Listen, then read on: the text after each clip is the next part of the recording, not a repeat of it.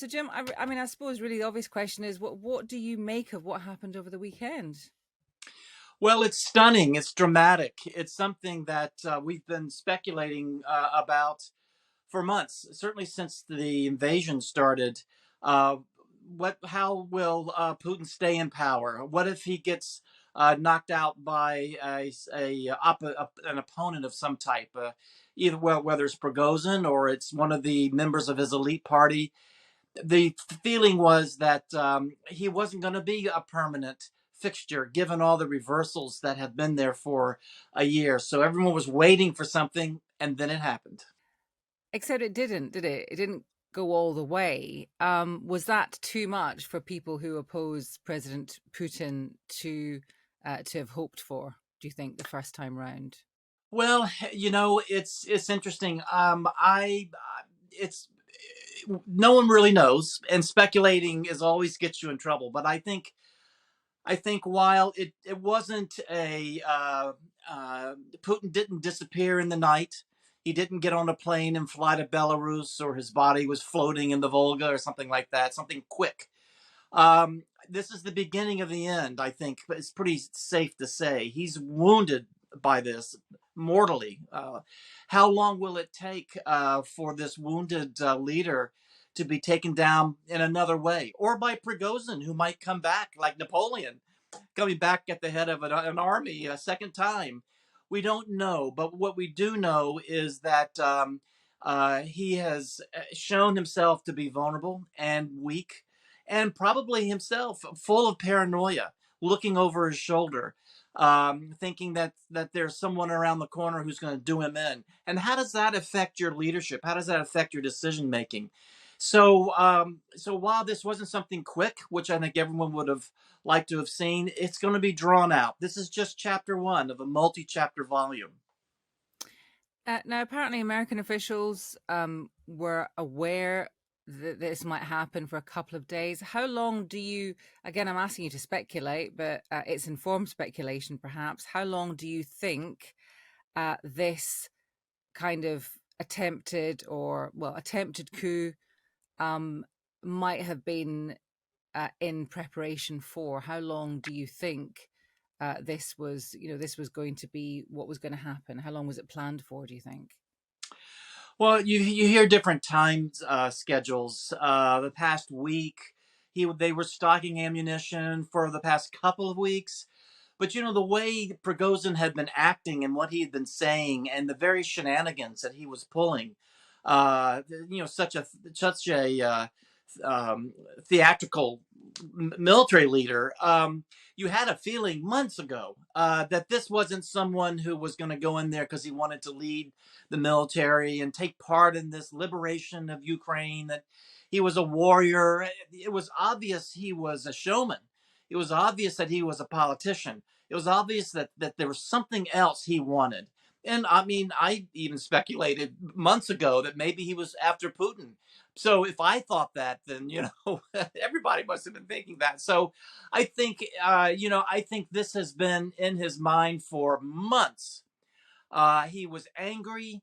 He wanted to get rid of the Ministry of Defense, the Minister of Defense himself, the head of the Russian military. Putin was allowing him to say all of these things and to do all of these things, thinking that maybe humoring him along would keep him out of the Kremlin.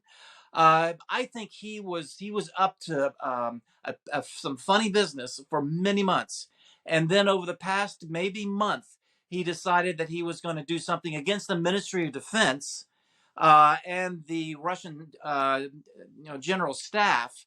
Maybe not necessarily Putin, but he was going to go after the military. And then see what happens. So he had been stocking up, ready for something, and it could be maybe he didn't even know himself. He was going to see where things took him.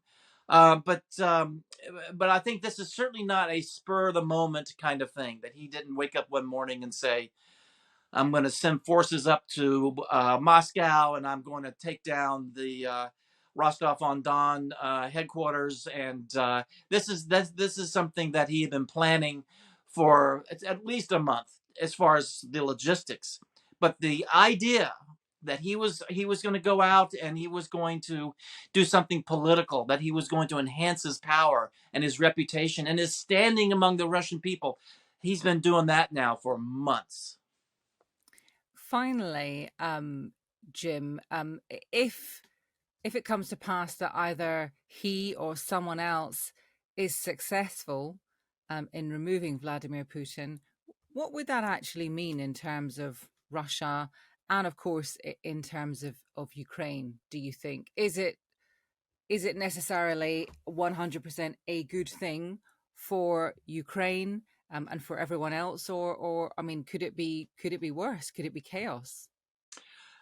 It'll probably be chaos. It's hard to figure out that whatever happens to Putin, if he is toppled and however that happens, that it'll be done in such a way that stability will come into the Kremlin, and the fighting will begin to end, and Russia will begin to negotiate, and kind of what everyone would hope in the best possible scenario would be the case. I don't see that happening. I think it's going to be chaos, as you suggest. I think it'll be chaos. We won't know probably for months after something like that who emerges as the eventual leader. We've seen this in the past where, and after various upheavals, that various Soviets or Tsarists or other leaders come to the fore for a short while and then they disappear and someone else comes. It could be something very much like that. And it could also be someone that is more of a tyrant than Putin is, more bloodthirsty. There's certainly those types that are in the Kremlin right now. So it could be much worse. So for Ukraine, they it's an unknown on how that would impact the fighting. Will the Russians melt away on the front lines? Will they be reinforced and Russia find itself in even a bigger war footing than they've been under Putin?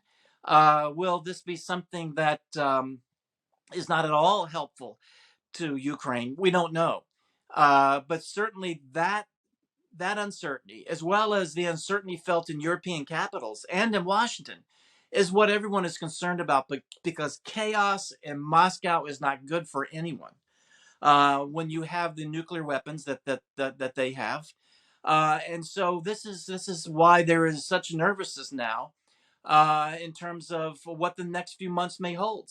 The thinking is that Putin in a weakened state doesn't necessarily mean that this turmoil that we've seen over the past few days will end. His weakened state will attract turmoil. It will attract others who will want to come in and try to take power themselves. And that uncertainty leads to instability, and that's what has everyone worried across the West.